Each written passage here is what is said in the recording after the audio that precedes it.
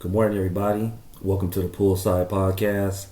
Once again, we're back at it.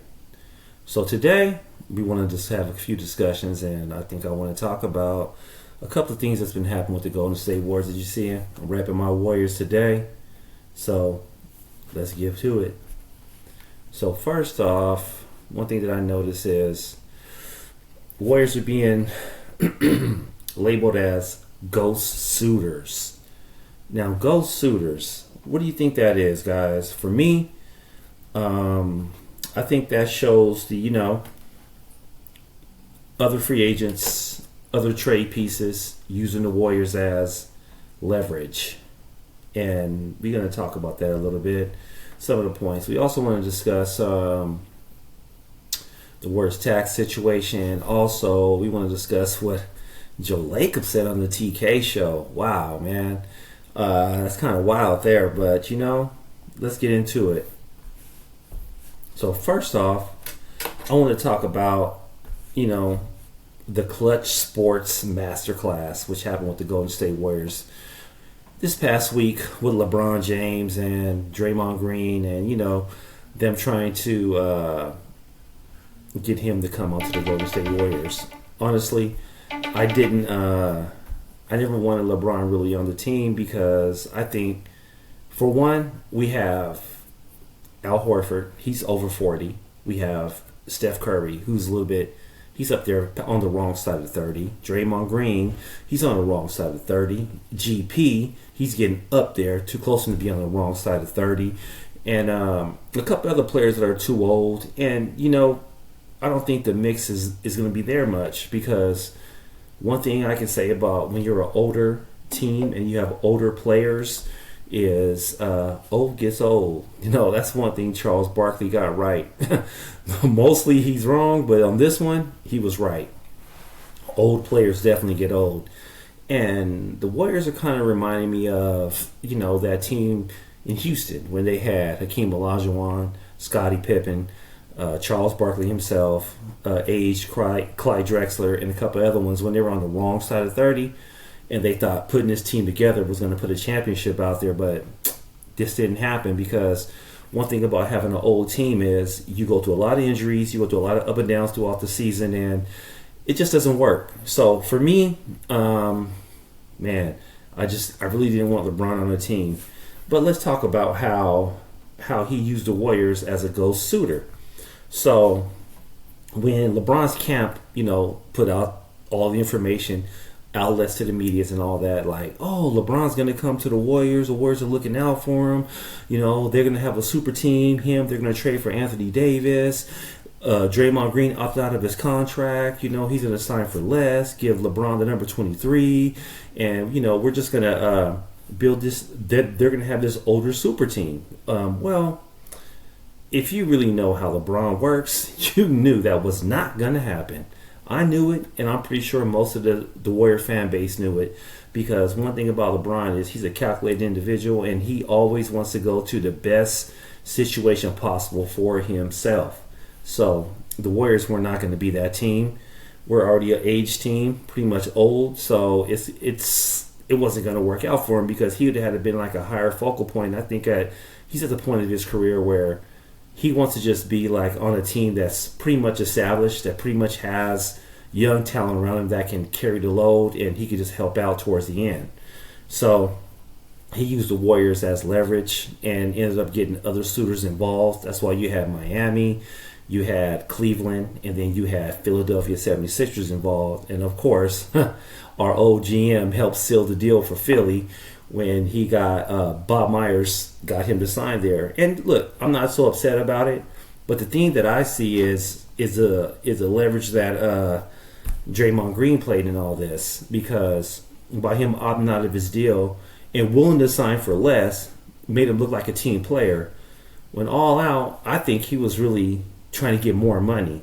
And it kind of sounded like that's probably what's going to end up happening anyways, because the Warriors now, they're stuck because they have their main focus on just one guy, which I think is the bad thing about the Warriors. They should never do that. You should never be focused on one guy, especially an older guy like that, to think he's going to come in here really and help us, our Golden State Warriors.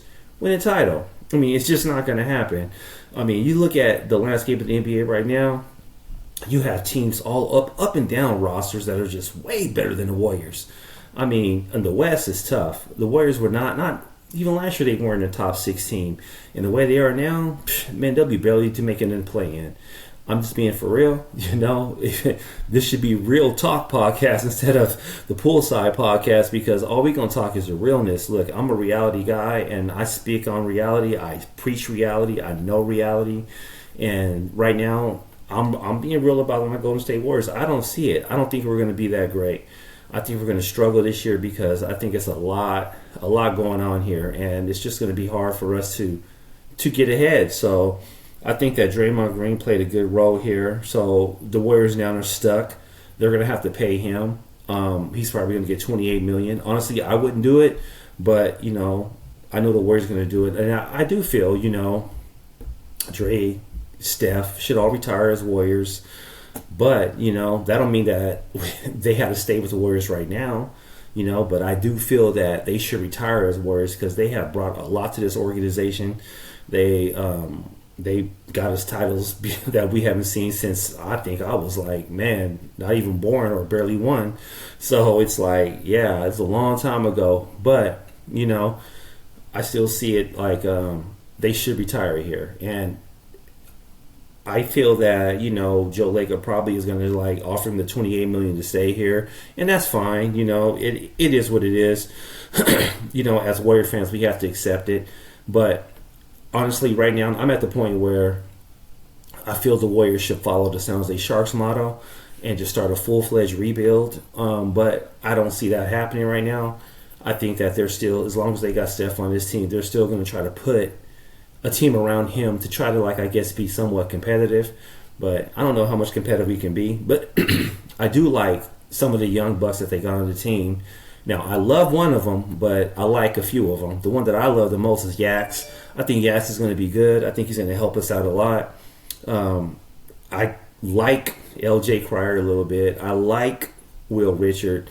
I don't like Pozinski as a starter. I like him on the bench, coming off the bench as a 7th player. I don't love him or like him as a starter. And as long as he's with the Warriors, I feel he should be a bench player. If he's starting, then we're definitely going to be a lottery team. That's my view on that. But hey, let's move on. So there's a few free agents out there that people say the Warriors should be looking at. For one, I do not want is DeMar DeRozan. Stay away from him. I feel him.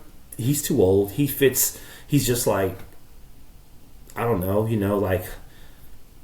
Jimmy Butler sort of, or maybe a little less than that. And so you already have Jimmy. You might as well let the kids play. Don't go get a guy like that because he's just going to take up a roster spot from someone else. And right now, DeMar DeRozan's really never been a winning player his whole career. I mean, yeah, he gets you points. He'll get you points here and there. He's a mid-range merchant. But honestly, for me, I'll pass on him. That's real. Couple other free agents out there like Duren. If you can get him, that would be great. I don't see it. I think he's going to sign somewhere on the East, but if you could, hey, go for it. I'm all for it. That's just how it is. And then let's talk a little bit about how Quentin Post went to the Memphis Grizzlies. Look, I think Memphis is dumb here. I think what they were trying to do was get the Warriors to lock him in onto a long-term deal. Now, don't get me wrong. Quentin Post, he's a pretty good three-point shooter. Sometimes he can get on fire and just light it up. Learning how to play a little bit down low, but not really like he should. To be a 7-footer, you should be dominating down there. Because, come on, let's be real. The big man game right now, yeah, it's hit or miss in the NBA. It's not like it used to be, but, a guy like Quentin Post, I wouldn't have paid him like that. So I applaud the Warriors for just moving off of that situation because that situation wasn't going to be good for nobody. It wasn't going to be good for no one. That's just crazy. So I wonder if you guys heard, I was going through social media and I came across a couple of things that were kind of crazy. One was the the situation about how polarizing Kaminga is from Brian Whithurst. I know a lot of you probably heard it. I can't really play it on here because, I don't want to get in trouble. But let's think about it for a second. As a Warrior fan, he was a very polarizing figure here. Like, sometimes he would look like the greatest thing on planet Earth, and sometimes he looked like he had no clue on how to play basketball. Now, I think that the reason why he's so polarizing is because people see the fantastic dunks, sometimes how he can play down low, not down low, but like how he drives to the paint, get foul shots. He has a little bit of confidence about himself, likes to bet on himself. And so it kind of fools people into thinking that he's a good player. Do I think he's a good player? I think he's okay. I think really he's just a bench player, a role player. But, he seems to portray himself as being this talented, uber athletic player. And, athleticism only gets you so far.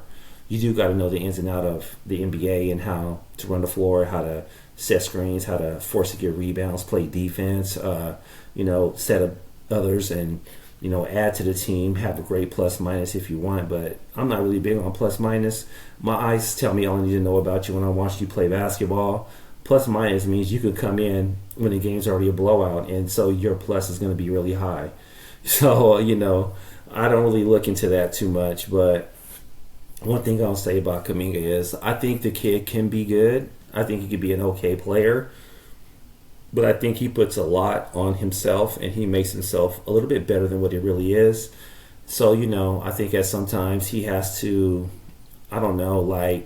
take a seat back and learn how to be an all-around basketball player instead of playing one way. Because one thing I noticed about him, like when he was with the Warriors, is like when we played like lesser talented teams, he would shine. He would look so good out there.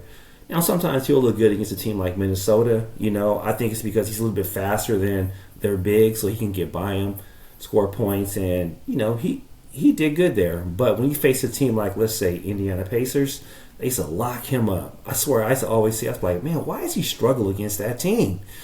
And the thing I realized was because they had, like, tall, athletic players in the wing, on the wing, and down low.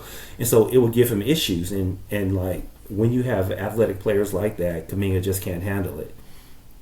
So that's one thing I noticed about him. Same thing when he played the Clippers.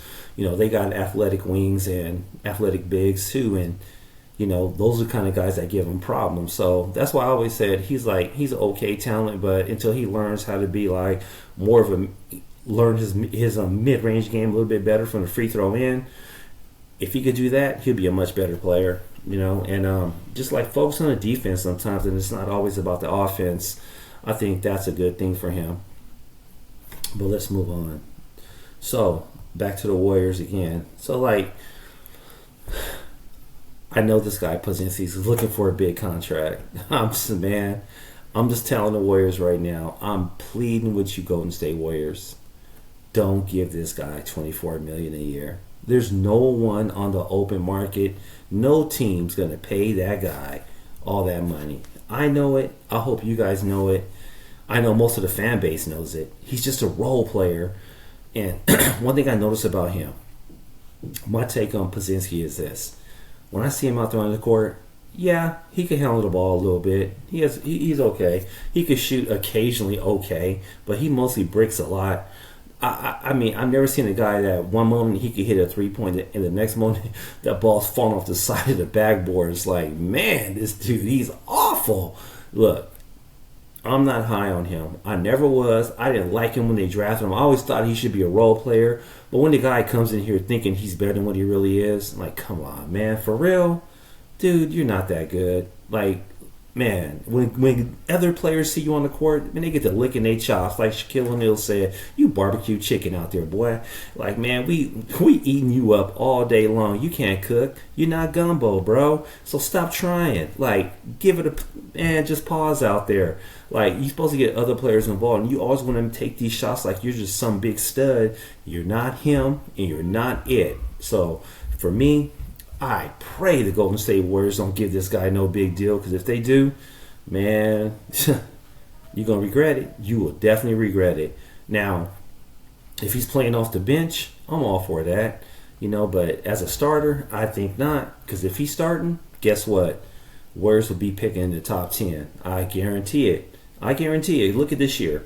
A lot of the times when Steph Curry missed, yeah, he has some good games here and there, but most of the time he looked awful out there. He looks lost, on defense. He tries a little bit. If he's not getting a block, then what is he doing? And I'm not talking about blocking a shot. I'm talking about someone's driving to the hole and he's standing in front of him so he could take a charge. That's what I mean.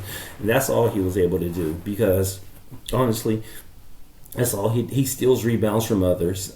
I see it all the time. That's why his players always run on the other side of the court. When they toss it to him, his player's wide open because he's chasing down rebounds instead of focusing on his player. Like you're a guard, you don't let the guard leak out. Everybody knows that. That's number one rule in basketball.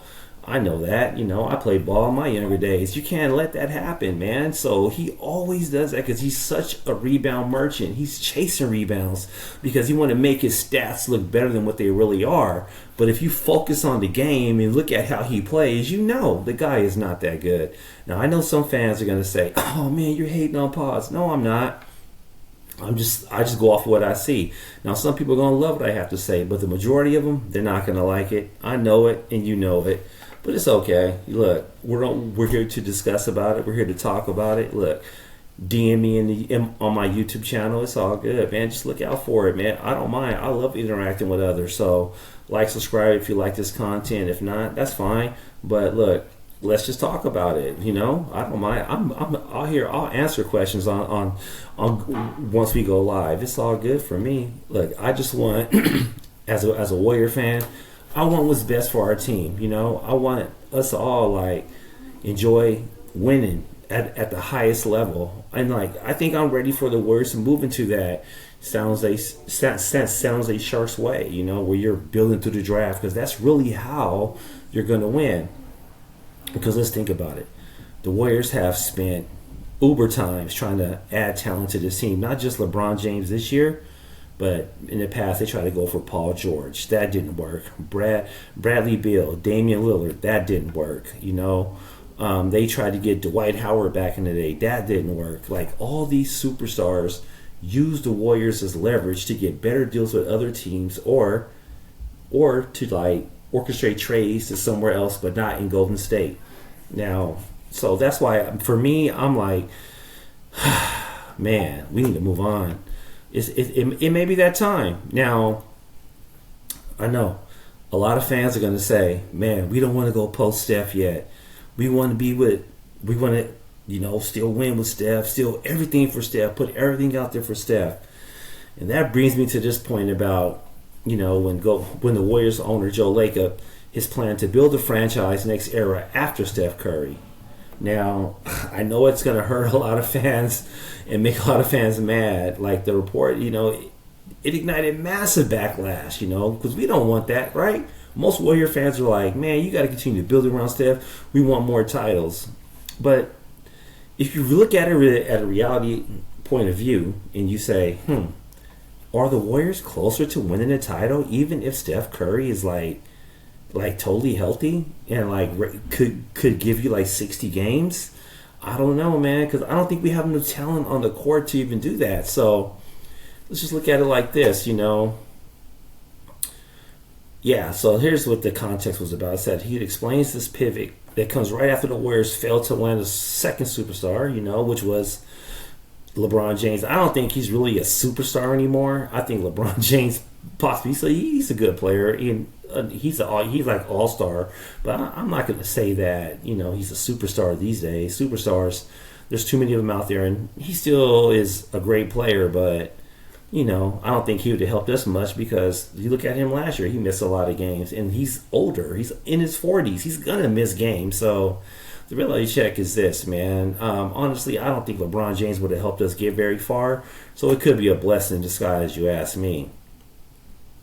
So, we tried this before with the 2 timelines, and it was a failure before, And honestly, I think the reason why it was a failure is because when Warriors added players like James Wiseman, Jonathan Kuminga, Moses Moody, and all that, I just think that some of the older vets, even when we had Jordan Poole, it was a little bit of it was like jealousy. They didn't want to see the younger players come up and succeed, or younger players get money, because they still wanted contracts like Klay Thompson did. And I think he didn't like, how Jordan Poole was out there acting like he was the next coming already, when he was like, man, I'm still here. And so that created the conflict, and Draymond Green being the protector that he tries to be. I think that, that's what happened, and he created all that ruckus. But, I think Jordan Poole, he was an okay player, but he wasn't like what he thought he was. And so I think it rubs some of the other guys the wrong way, and that's why that two timeline thing never works. So one thing that I would say is, when it comes to the two timeline, I'm like, I don't know if you want to try to build with young and old like that. I think you need to like pick a direction, just go for it. So for me, if the Warriors are like, if you're going to build around Steph, then build around Steph. But if you're not going to build around Steph, I think you should start like, letting some of these old guys go. I think it's time to start make trades and to gather up a lot of draft picks, get draft capital, and move on, because I don't know how much longer they're going to depend on these old guys to continue to win like this, because this is just not going to happen. So, of course, we have, the fans outrage. Fans are fierce because, Curry's 30 years old. He still plays at an elite level, but not always, because he can't play, I think, in constant games back to back to back no more. I think he has to take time off. But some fans still, they see how he does when he's on fire, when Curry hits a Curry flurry and he's just going on one. And so he looks unstoppable. But look at what happened this past year. So we had the first game that we played in the play-in. Curry looked elite against the Clippers, right? He's doing his thing, knocked them out. But then he faces Phoenix. And when we faced Phoenix, he didn't have it. His legs were heavy. His jump shot was off. And the Warriors got dismantled in that game and sent home. So those are things you got to look at. Like, okay, yeah, I get it. Curry's still a great player, and Curry can still like add value to a team. I don't think he's reached that Ray Allen era yet, but he's still like he still will give you great numbers, but he can't do it, I think, every night, and that's where he needs a little help. And hopefully, I think that Yaxel can be that guy to help him out a little bit.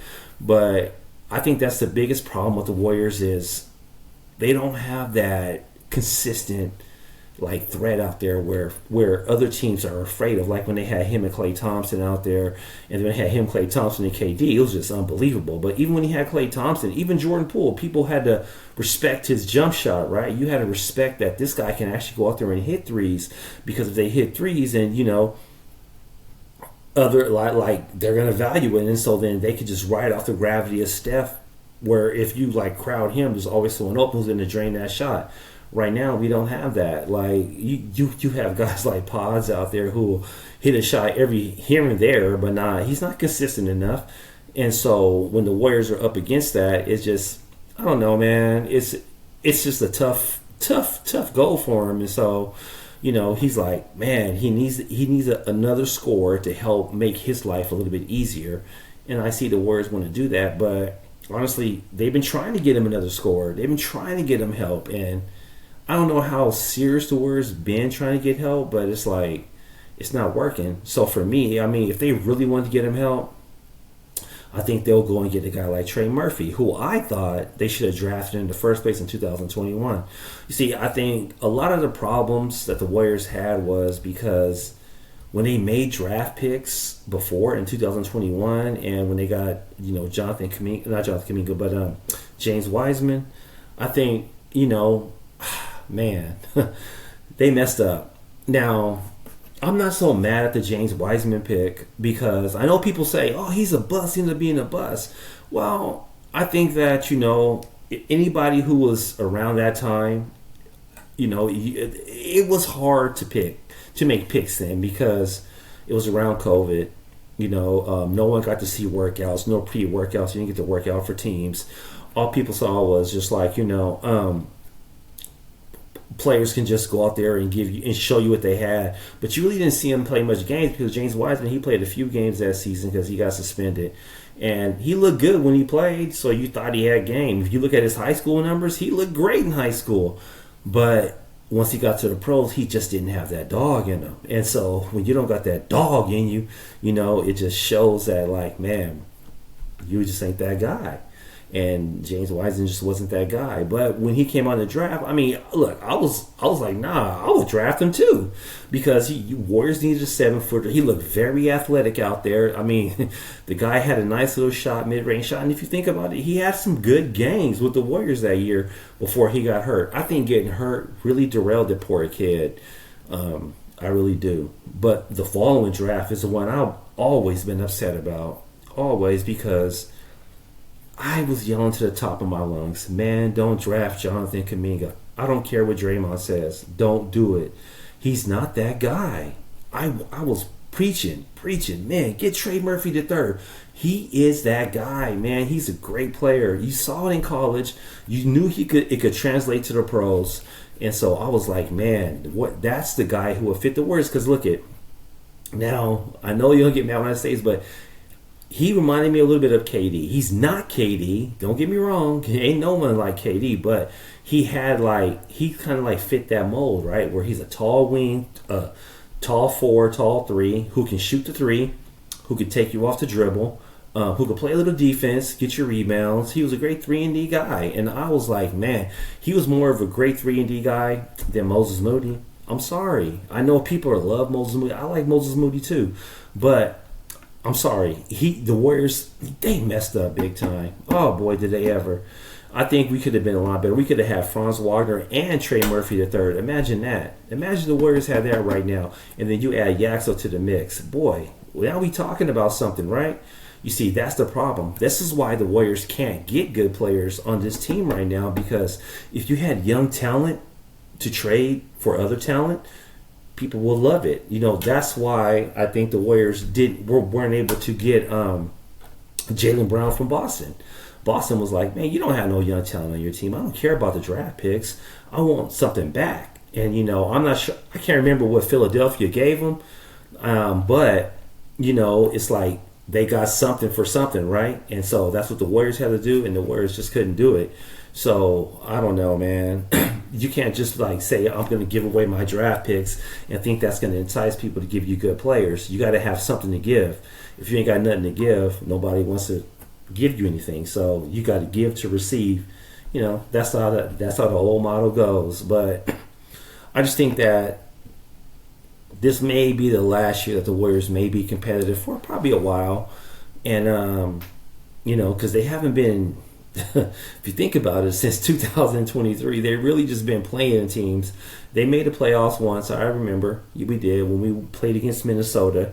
Got a little far, but look, we mostly been a playing team, getting into the play-in, and that's not good when you're an older team, because these guys need rest. And if the Warriors aren't getting rest, I'm not sure how they're going to push forward. But it is what it is. But let's get back to some more of this dilemma with Joe Lacob. I know he's anxious to build after Steph. I'm not saying he's trying to push Steph out. I don't think.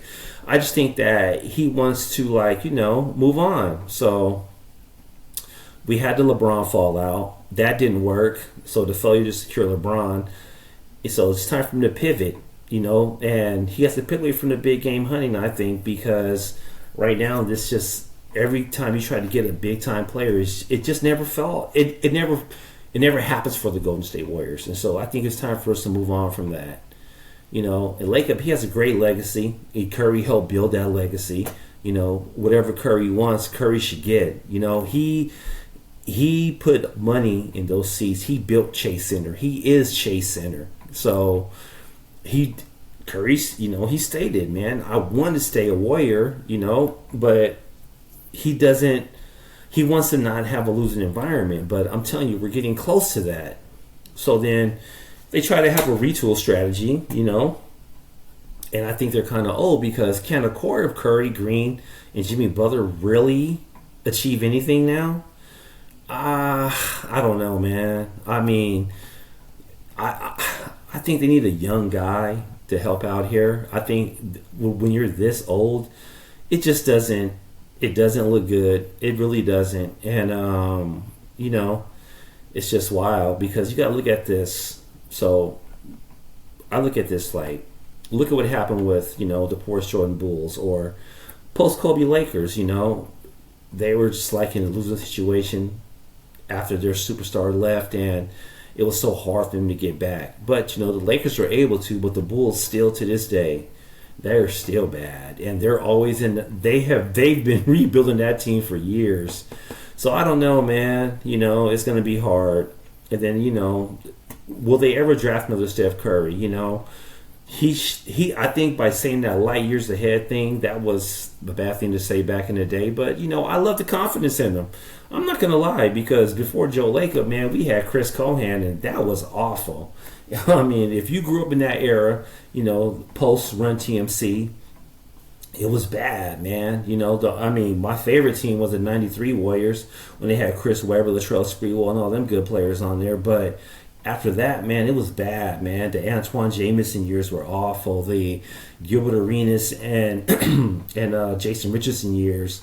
I mean, man, we had some bad things until We Believe. And then We Believe, Don Nelson had to clean up the mess.